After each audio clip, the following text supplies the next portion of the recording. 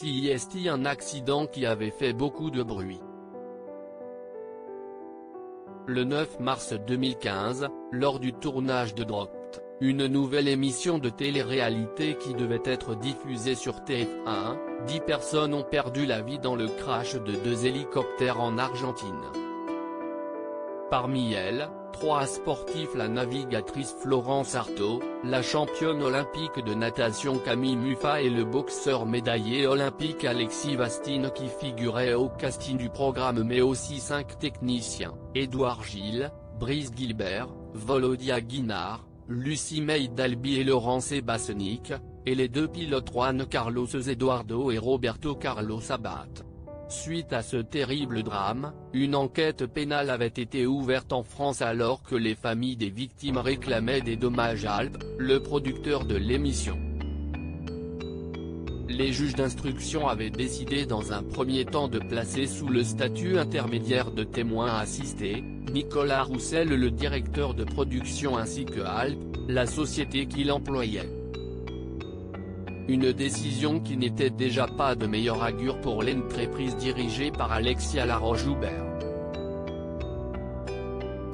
En février 2019, une première mise en examen pour homicide involontaire a été décidée à l'encontre de Peter Högberg, un Suédois chargé de sécurité lors du tournage. Le 7 octobre dernier, CIST Nicolas Roussel qui était à son tour mis en examen pour le même chef d'accusation. Finalement, ce lundi 8 mars, Alp a elle aussi directement été mise en cause dans cette affaire. Une source proche du dossier a révélé à l'AFP qu'il serait reproché à la société de production d'avoir sous-évalué le budget affecté aux moyens aériens, d'avoir fait sélectionner sur des critères principalement financiers les pilotes et les hélicoptères finalement impliqués dans le crash en faisant passer au second plan la sécurité des participants. Alp reste présumée innocente comme l'indique l'AFP, les avocats d'Alp ont tenu à rappeler que la société reste présumée innocente et que cette décision n'agit en aucun cas comme une reconnaissance de culpabilité. Mais Pierre-Olivier Sur et Mathias Chichportich ont également précisé, les équipes d'Alp demeurent profondément bouleversées par l'accident qui a coûté la vie à leurs collègues, aux pilotes et à certains participants.